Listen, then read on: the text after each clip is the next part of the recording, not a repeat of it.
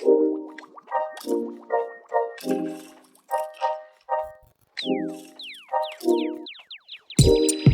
up, what's up, what's up? You're listening to another episode of our Journey of Love podcast. It's your girl, Ashlee, and I'm here with the husband. What up, babe? What up, though? Listen, love's a trip. We went from being best friends to being husband and wife, and let me tell you, it's been a journey.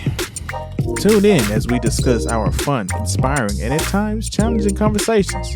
Whether you're single, dating, engaged, or married, this podcast is for you. It's definitely for you, so let's take a ride on this journey.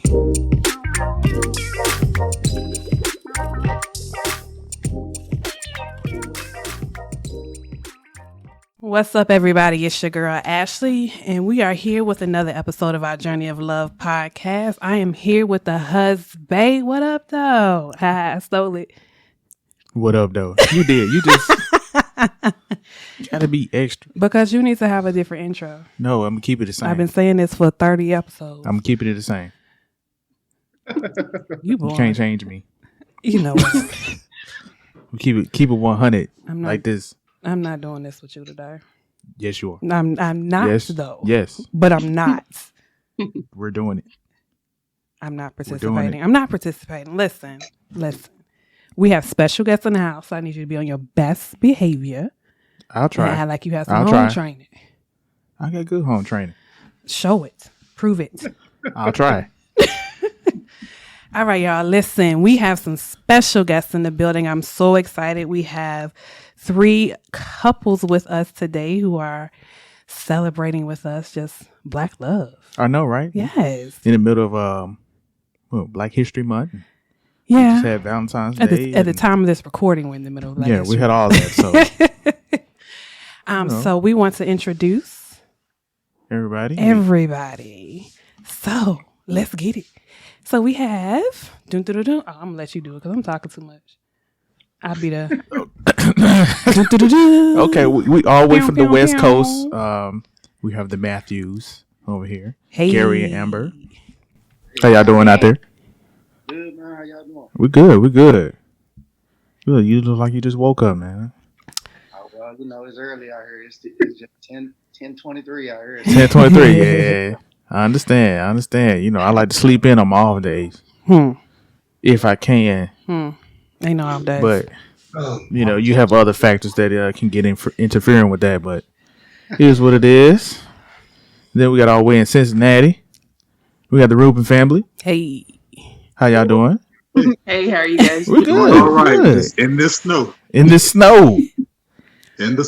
Hey, everybody. Did you got a snow shovel or a plow or anything?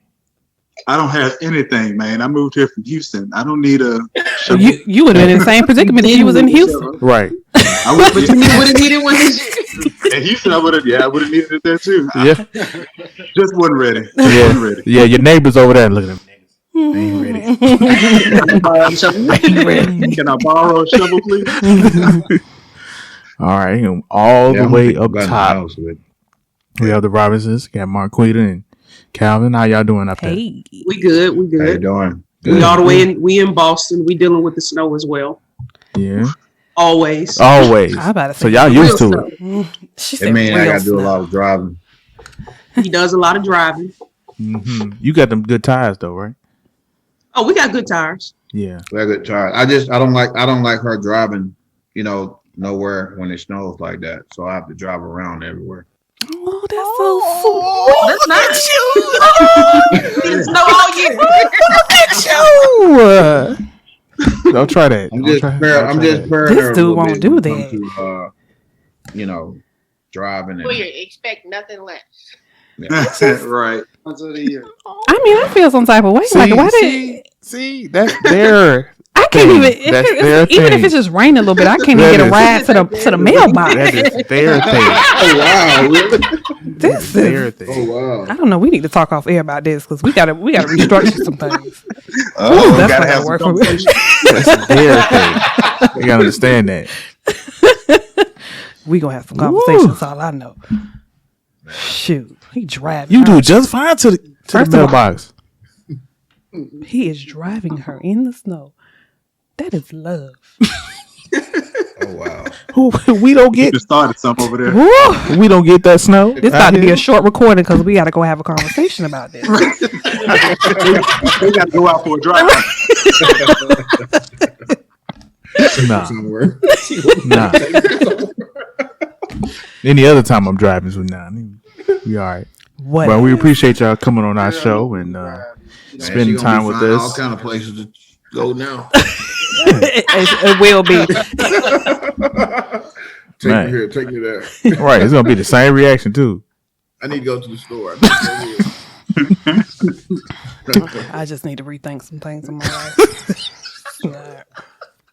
It's not But what yeah, I we signed up appreciate everybody joining the show. I thank each and one of y'all for coming over here and sharing your experiences and your hearts and conversations and scenarios that we may have asked. So yeah, Yes, come You on, ready? scenarios. I'm ready. I've been all ready. right, let's go. I was waiting for you to finish up your All right. your Grammy There you go. speech. So we gonna start with Y'all notice the shade? I needed like a little clicker right here at the bottom of the screen that say shade points. There you see me, Amber. There you go. Go ahead, babe.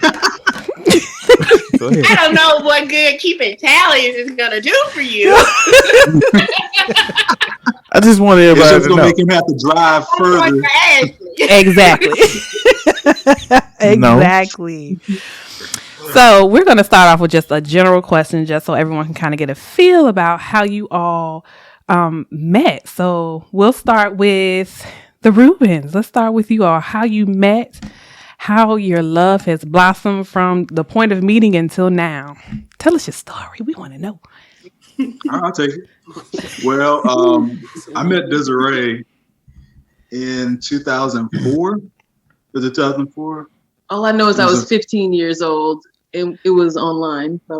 Yeah, so I went to, we're both from Memphis, but I left Memphis and went to boarding school in Massachusetts. Well, while I was there, I met some friends and happened to be a mutual friend of Desiree's.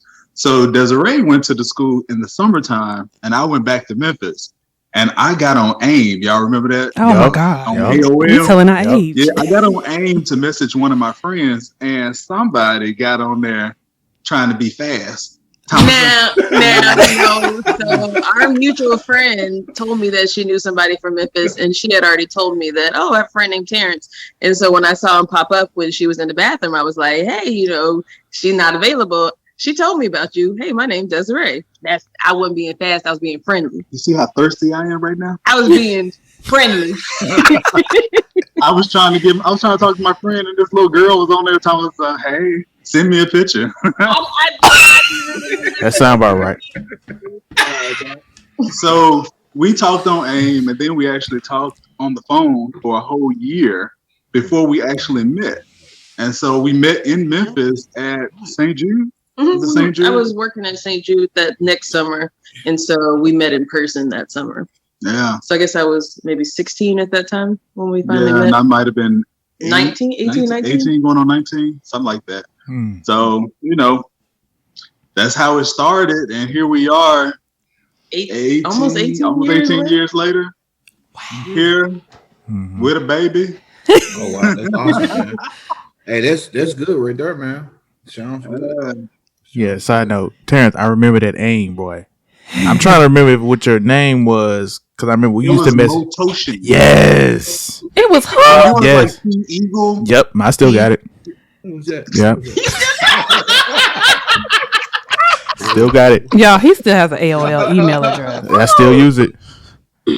Yep. I don't know what that is. Mhm. Okay, so maybe we were a little corny in high school, Man, we were. It was. Yeah, but that's okay. that's okay.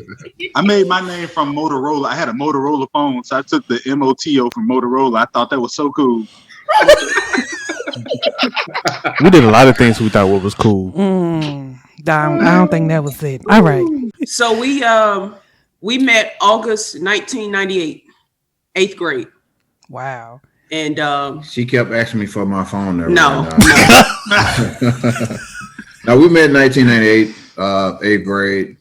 We was in the same classroom, and I couldn't stop staring at her for the rest, about 5 more years after that. So I don't know. We had a different kind of friendship. We didn't talk much because both of us were both shy. But we had we had a certain level of respect for each other, where we look at each other and do little stuff, but we didn't talk much, But we were still really, really good friends. But we didn't start dating until this year, almost 7 years. June of this year makes 6 years. 6 years. That's 6. June of this year makes 6 years. But how that started is, you want to tell the story? Or you want me to tell it? Because I'm gonna tell my version. I'll go tell your version. You want to? Okay. So I'll tell my whole version. Martin episode. I think he was in contact with my sister on Facebook. Yeah. But he didn't know it was my sister. So I think you waited years to see if she was gonna post a picture of me? No, he waited for her to post a picture of me to verify that was my sister. So she finally posted a picture. So he sent her a message and asked was we sisters, and she responded yes. And I guess he introduced himself and asked her to pass his phone number along. Okay, hold on. When his sister said, I asked her when she were they sisters, and she said she remembered me from a prom picture that we took. And so I asked her, I said, well, can you tell her I said hello? And she came back like 5 minutes later, said, Quita said hi. And I said, okay, cool. I said, will you give her my number and tell her to text me? So I got off work that morning. Well, I got off work that morning and woke up, and I had a text message said, hey, how you been doing? It's Quita. And we've been talking ever since. And we had talked ever since, every single day. Every single day. And we've been married now for 2 years. 2 years. February 1st was 2 years. Oh, wow. So we've known each other for 23 years. Nice. And it's like a friendship, though. Yep. It's like, I'm going to sound real corny right now, but I never, you go to work and stuff, and you be anxious to get off just to go home with, your girl and hang out. I never felt like that ever. So it's like, it's so different. My life's so different just being with her. I get to I'm so weak. So he's an emotional softie. So yeah, that is sweet. It's just fun. I just enjoy life with her. Just great. Real great. I love this. I love y'all. You see? You need a tissue? Huh? He has a soft heart. This is beautiful. All right, Gary and Amber. So we had a mutual friend, but we met in college. We met in grad school at Tennessee State. So we had a mutual friend, and the real story of how we met was through Facebook, but how we physically met was I was on my way to finish off a term paper, or more like a midterm, for one of my major courses. And Amber was hanging out in the courtyard area, just, talking on the phone. And so as I was headed to the library, she yelled out my name because, again, we met kind of on Facebook just when Facebook first started. So I kind of looked over, didn't really notice who she was. He played me, y'all. Didn't really notice who she was. And I kept going, but I was on a mission. Again, midterm, got to take care of paperwork. So get to the library, and I'm finishing off my work. And for some reason, someone's like, hey, man, go to Facebook. I think you know her. Like, so legitimately, stop what I was doing with my term, or with the midterm paper, went to Facebook and realized it was her. So I've been messaging her friend as well as her for the past couple of weeks, trying to really, meet her, because our mutual friend used to hang out with my friends and I, because we used to host parties and things like that. So, it was just a real good friend of mine. So when I saw Amber on her page one day, I asked her, like, who was that girl with the short shorts on, man? So, after we, like I said, introduced each other, messaged each other back for a while. But fast forward back to the library. So I realized it was her. Hurry up, finish my work. Send it off to my professor, and ran out of the library to catch her as she was walking to class. Walked into the class, carried the books, got a telephone number, and almost 12 years later, here we are. So Wow. It was a situation like that that ignited us, and I guess. Oh, he look at y'all. Mushy. That's just ignited. So I found my funny story for the day. I see you. So in other words, he played me, y'all. We've been Facebook friends at this point for like 6 or 7 months. He been trying to like check me out. I'm like, I don't know you. You a stranger. I don't just meet people off of Facebook. And then I saw him in person, and he played me. Oh no! Like you didn't even know who I was. Hey, look, think about this. Do you want the educated brother that graduated from college, or do you want the brother that got kicked out of college? There you go. That's right. Yep. That sounds about right. That's right. I need to know. Yep. That's what's up, man. I see that everybody. Nothing wrong with that. Get that educated brother. He needed to pass his midterm. Right. Yeah. But all she was thinking about is he played me. He played before he talked to you. Harris, you're right. Yep. I you see, it's graduate school. See, yep. I'm paying for Grad this. school. I'm paying for this. I got you.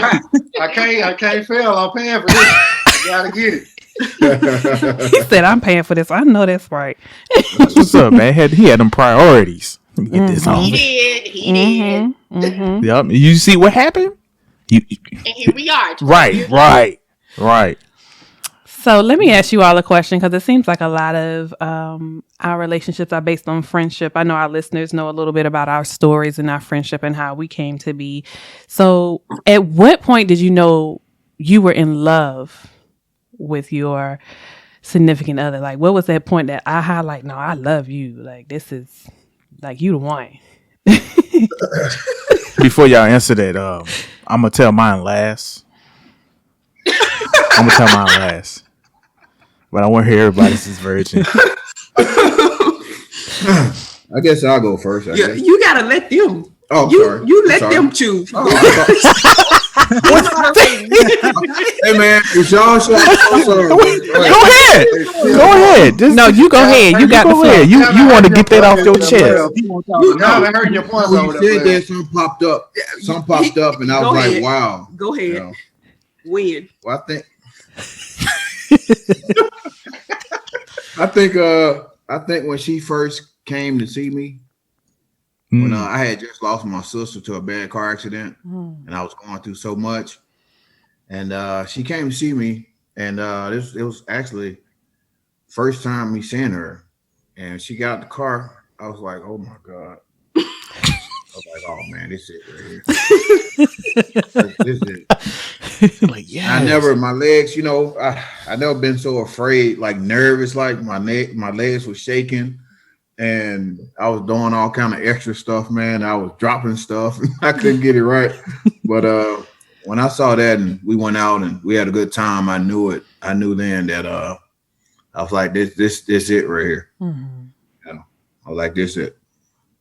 For me, I can't really pinpoint the exact date, but I'll say that over the years before we even got in contact with each other, as women, you sit and you daydream and think about what you want your life to be, weddings and having kids. For some odd reason, I would think of those things, but his face always popped up. It would always pop up. And I shake it off. I'm like, girl, he probably married. Like, you haven't talked to him since 12th grade. Mm-hmm. And for some reason, he'd pop up. And I remember when my sister told me, hey, do you remember that guy, Calvin, you took the prom picture with? And I'm like, yeah. She said, well, he wants you to call him. And I laughed. I remember when she told me, I laughed. And before I called him, I took a deep breath. Well, before I texted him, I took a deep breath and I laughed and I said, this is it. Wow. I knew at that point that I wouldn't be with anybody else. I knew that this was going to be it. Wow. So, okay. And by the way, he's lying. He's been in love since the 8th grade. He couldn't stop staring at you in class. We all know that. I'm just saying. He asked when you really sweetie, knew. you knew in the right. grade. We all knew. He said he was staring at you for 5 years. He didn't have the vocabulary to articulate that feeling. He asked when you really knew. Like, when exactly did you really? Took you that long? No, I already knew. Okay, yeah. You know. So. Okay, Terrence, your turn.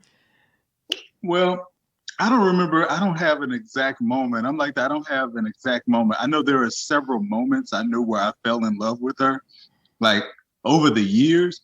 But the very first time, I don't remember that. I don't know. I feel like for me, like I can't pinpoint a specific moment, but I remember when my little brother was graduating he had his 8th grade graduation, and I was in my undergrad in Maine, and I wasn't able to come home, but Terrence was able to go in my place and be at my brother's graduation, and I just remember that being like a pinpoint moment. Like, he's really invested. Like, I'm not there. He's with my family. He's taking photos. He's going with the family afterward. Like, it just felt like we were really invested in each other. And that's a moment that stands out for me when I was like, oh, I really love him. And that would be like a younger moment over the 18 years. Oh, so sweet. It is. Gary and Amber. Awesome. At this particular point, I think we might have been dating officially, maybe for a couple of months. We'd both gone home for Christmas break. And at this point, we met the family over Christmas break. It was not planned, not intentional, because I didn't think we were ready for that. But at this particular point, he'd met my side of the family, and I'd met pretty much all of his family, my mom's side of the family, and all of his family. And he'd gone back to Nashville, which was where we were living. He'd gone back to Nashville separately from me. And I just remember like really wanting to get back to Nashville to be back, to be with him. I was like, there's nothing in Memphis for me. All that I need is in Nashville. And I remember us talking on that trip back home, and I was I think he said I love you first, but I think then I knew, okay, I really do love this man, and depending on how this thing goes, this might be it. Okay. All right. Very ironic because I let her go first because I knew we were going to tell the same story. I like it. Yeah. But absolutely that. But the fact that I'm similar to what Marquita felt, like it wasn't me just like having dreams about it, but everything that I pictured as far as like me moving forward with my life and doing things different was so that it can be a better situation for us. It was like from the moment I felt like everything was about us was the moment I felt that I knew that I loved her, and this is what I wanted. Because you can tell a person you love them and still have your own objectives and goals and set forth this, that, and third. But I knew for a fact that when it turned to my thought process of it just totally being about us, and I rooted like everything I thought was safe to move to Michigan just to be with her and everything else like that. I knew. I was like, I will never let her go again. So, that whole process from the moment she told me that she was moving to pursue her PhD, I told AutoZone and everybody else I knew, I'm gonna catch y'all on the fly. He's just like a Memphis nigga, man. I swear. Because I moved up in the company, I was running my own commercial sales department, in a good area in Nashville, and I was good. It wasn't a problem, but it was just at that particular time, it was time to move forward with life and grow up. So I knew it was love when she officially made me grow up. So it was good to go. That's what's up. Simple. I love that. Oh, that's deep. Oh. I love that. I got to come up with a better answer than I don't know. Come on, Gary. Hey, I'm trying to outdo us, man. He want a redo. We look out. He said, "I got it together now." I love it. Yeah, I love so many this. people against this, Yeah. So many people against it, against black people coming together as one, and that's what life about, Absolutely. Yep. So, babe, do you want to tell your story? I think I was kind of opposite of Gary and Marquita.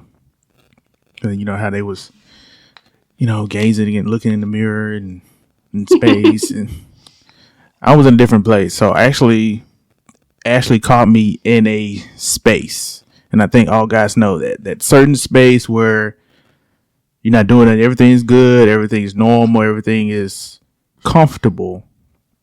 But Ashley caught me in a space where I needed to fill a void, and I didn't realize that until I went to the movies by myself, because we was dating, but we was doing the long distance thing. I was here in Atlanta, she was in Virginia, so the movies, what was it, Straight Outta Compton? Yeah, Straight Outta Compton came out, so I went to go see Straight Outta Compton, and the scene when Eazy-E was dying, and he had his family and his loved ones and this, that, and the other, and how he was losing them and how he was trying to reconnect, this, that, and the other. And I just had some self-reflecting. I was like, well, at this point in time, I'm like, it's just me by myself in limbo. And we was dating at the time, and I was like, So it was just like something that clicked. And it was like, yo, I think I love her. Then it was like, I do love her. And this is during the movie, during those emotional scenes. Movie. But this is during the emotional part of the movie, which is the end if you've seen the movie. So Straight Out the Compton. So reminds you of me. But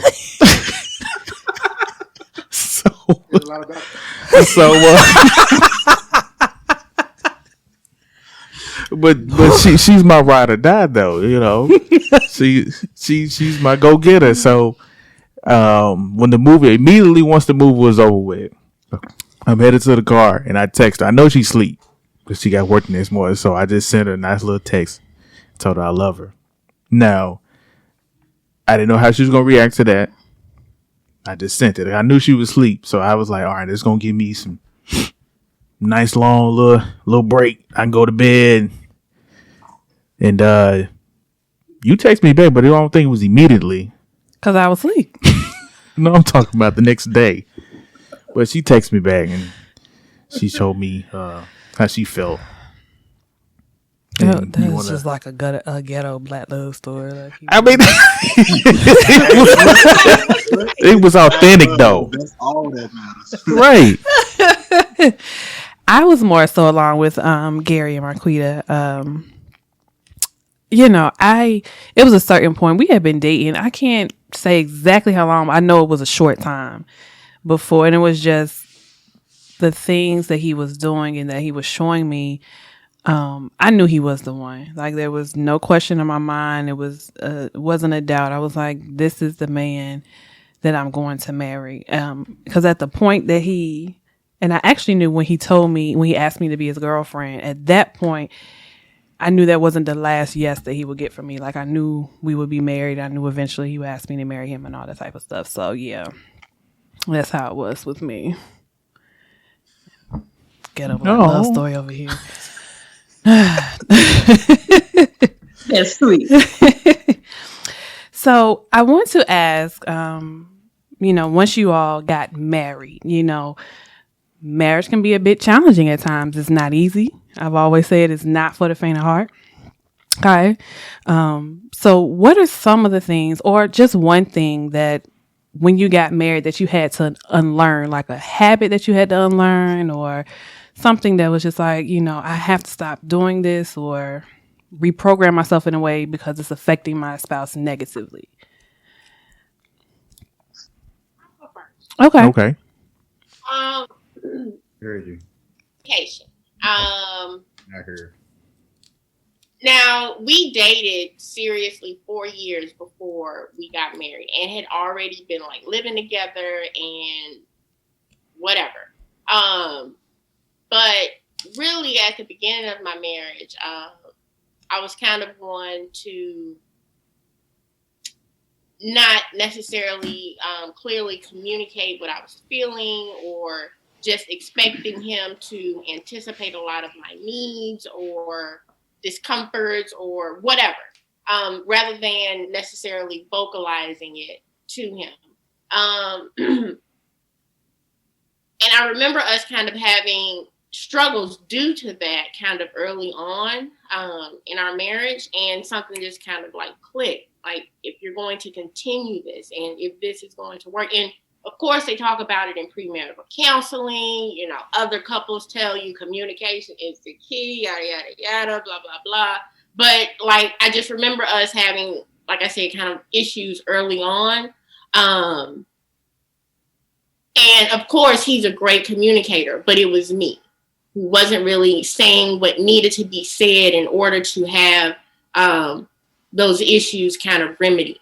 And also learning how to be an effective communicator and communicate in a style in which he can hear, understand, and if necessary, we can change whatever behavior needs to be changed. So it was really like just kind of opening up my own communication style and also adapting that to him, and also being more aware of those nonverbal cues, the body language, okay, you're giving me the cold shoulder, you don't really want to be bothered, or what just came out of my mouth is really rubbing you the wrong way. And because you have this high level of respect for me, you're not going to fly off the handle. But okay, I need to realize that's the wrong button to push. Don't say that like this, so that you have to then go back and apologize for how you delivered your message. So it was really like a lot of me kind of checking myself and remembering to treat him like the friend that he is. Like, if I'm not treating my homegirls like this, or, my homeboys like this, or even my brother or sister like this, then why am I treating the person that I said I'd spend the rest of my life like? So it's like, okay, fix yourself, because he's not necessarily the problem in this. I mean, he might be part of the problem that we might be having at that moment, but okay, you got to come correct in this situation. Wow. I respect that. Yep. That was well said. It was. Well said. You need to put that on a postcard. Sometimes I be slipping. What the Maya Angelou's? Flying off the handle. And like, he'll just walk away, like cold, walk away. And I'm having to like say to myself, okay, we need to reset. And by we, I mean me. Mm-hmm. So that I can then go back and participate in this relationship like the adult that I should be. Wow, that's awesome. I love that. Yeah. It was a good. You articulated that well. Every word. Yeah. Yeah. I agree with you wholeheartedly. That's one of the things I know that I personally struggled with when we first got married, because I thought I was a great communicator. So I'm sitting here like, well, I don't understand why you don't understand. Like, I'm so confused why. Where did it get lost in translation? So I definitely understand it. That was definitely something I had to work on myself, because, and you made a good point, about treating him like the friend that he is to you. Because I know I told Fillmore one time, I said, sometimes I have to take off my wife hat and remember that we were friends first, because the wife in me is going to come at you differently than the friend will, you know? So I'd be like, okay, he needs a friend right now. He don't need wife Ashley. He needs friend Ashley. So here I am, you know? So, Exactly. yeah. It took me a while Person how they need to be loved. to adjust to that as well, because she says I'm a great communicator. I think I'm a fairly decent communicator due to the work that I do. But I also have to take a step back when she has those moments and realize, even as a husband, I need to take that hat off and understand that she's going through a difficult time right now. And maybe I just need to be more understanding of what's happening. And maybe after she's done, then we communicate about that and kind of work through those particular processes. But again, my struggle with that was just because, again, I work in social work. So my whole thing was to acknowledge that something is going on and to, at that moment, accept what's happening and then be able to process that situation. Because in the moment, I can get real upset and I can leave the situation. And I'm trying to work on that. But that process for me to leave the room is to not cross the boundaries of wife or friend. So therefore, if I dismiss myself from the situation, I can't overstep those boundaries and have to take back anything that I've said. Because I refuse to hurt her in that way, that I have to take back anything that I said. I want everything that comes out my mouth to be what it is and what I mean, as opposed to it just being the moment. I don't want to get caught up in the moment, say anything to my wife, my best friend, that I do not mean. Because I feel like regardless on how much you want to take those things back, and again, I've accepted apologies and the same vice versa, but you know, in anybody's relationship or anybody's marriage or friendship or whatever it is, we can forgive a lot of things, but we won't forget. So you can say what you're taking back, but in the drop of a dime, if you get upset again, that person might think you'll go off the handle and say the same thing. So I don't want to be in a defense mode. And again, those are things that we're working on, especially myself. I'm definitely working on getting off the defensive understanding and just, you know, being able to later on process what's going on. If in the moment doesn't work for either one of us, I believe being able to kind of take a moment, take a step back and just processing that information later on so that you all can come to better terms to know each other in a different fashion to better help the relationship. That's right. Yeah, that was real A nice. lot of self and team work. There you go. Correct. There you go. That's what's up right there. I like that. That's what's up right there. Yeah, I would say. What are you saying? Go ahead. Who's next? Who wants to go next? Desiree. I would say communication, just like how you guys mentioned, was also a big thing for us. When we were getting married, like there was a lot that was happening at the same time. I was starting residency. It was the first time we were living together in a while. I think at that point we had been together for 14 or 15 years, and we had lived together for maybe 1 year in Dallas before, but the rest of our relationship had been long distance. And so we were coming together for the first time in a long time, and then starting residency. And he was moving from Oakland, and I was moving from New York, New Jersey area. And then we was coming together.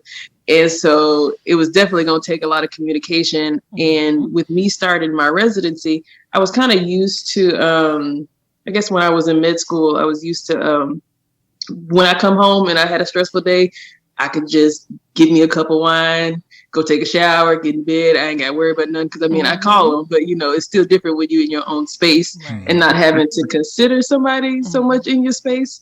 But when we were together in residency, I may have like a 14-hour shift and I'm doing that 6 days a week. And in my mind, I'm like, I'm stressed. Like, you should know I'm stressed. Like, and I'm not verbalizing these things. But a lot of the stuff in the household, like cooking, cleaning, like a lot of that was falling on him. And I don't think I was really like communicating, like seeing how he felt about it or like seeing how I could help. It was more just like I was used to being, I guess, more so selfish because that's how I had to be when I had such stressful days. But when you have a partner in the house, like having to figure out how they feel about the situation, like is a lot more. And we had to have like communication about that because I think he was starting to feel a little resentful about like having to have so much on him, and without communication, I didn't know he was feeling that way.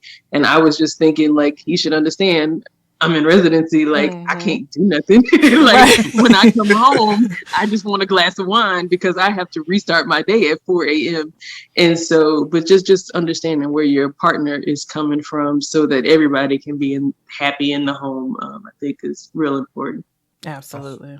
Let's say happy spouse, happy house. Yeah. Right? That's right. Okay. Yeah. And I think what I had to unlearn was, as I say, I used to be very nonchalant.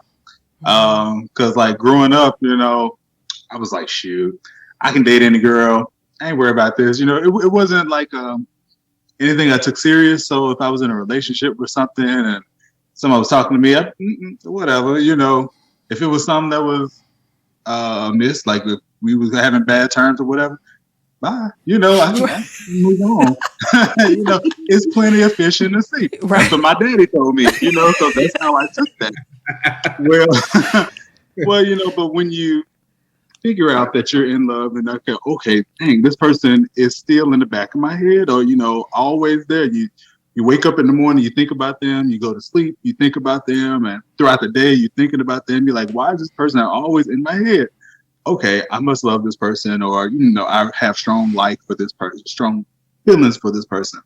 But I had to learn how to be so not nonchalant. I had to reverse that. And then also at the same time, I'm like you, Ashley, like I felt like, I thought my communication skills were just fine. Mm-hmm. Like I'm a logical thinker. So in my mind, if I saw a dish in the sink, I'm like, well, whoever see it first get the dish, but at the same time, think about it. When even though we dated and we're together for a long time, coming together, we got married, moved across the country, and she started residency within 1 week of each other. Like that all happened in the same week. Wow. So like talk about an adjustment period. It took me about 2 years to adjust. And I'm still adjusting, even though she's out of residency now, it's still an adjustment. And don't get me wrong, it's easy. It's easy now. And like, we have our times, but it's easy. But having to unlearn my way of thinking and how to communicate with my wife. And also at the same time, even though if I'm feeling some type of way, I have to realize that my wife is going through a lot. Like she's in residency and that was hard, and yeah, I might've been a little resentful because all the stuff, fell on me while she was there. But at the end of the day, it's a partnership. She had something like way greater going on than washing dishes. Okay, I can handle the dishes. I got you. I know you had a stressful day. I got you. And it took me a while to kind of, I wouldn't say submit to that. That's not the right word, but it took me a while to be comfortable with being uncomfortable with things that I wasn't used to. Right. And so, yeah, I think that's it. And it's worked out. I mean, I'd say we're good now. I mean, we always be good. It took some time. Okay. That's what's up. David says. For us, we'd probably be thinking about ourselves. You have to unlearn being alone. Everything is together rather than, I and me. So for me, before we got together, I was single for a very long time, living alone for a very long time. So everything I did was by myself. It was just me. And when he came here and he moved here, I had to think about us. Everything is about us now, especially when we got married. It's us, everything is together rather than me. If I want to spend a certain amount of money, I have to think about us, rather than what I want. Just everything in general is getting that out of my head. that it's not just me. It's both of us. Yeah. Same thing. Pretty much same thing with me. Far as a lot of things unlearned, like she was telling me how, how people, because before we moved together, I was like the type person that, trying to help a lot of black men, like in the community where my school was at. I try to help guys that went to school with me and stuff like that. And a lot of them guys let me down. A lot of them guys let me down, but I poured my heart out to it because I was on this black thing of, like I said before, like I would move around black people all day, but them, so I'm just being honest. But them guys that I was helping, it was always like a lot of mess that go on, trying to, help them out with certain little things or get their minds on the right track of, things they should be doing in their life. And I think that, that part of my life I had to let go and, same thing she said, pretty much. I had to learn.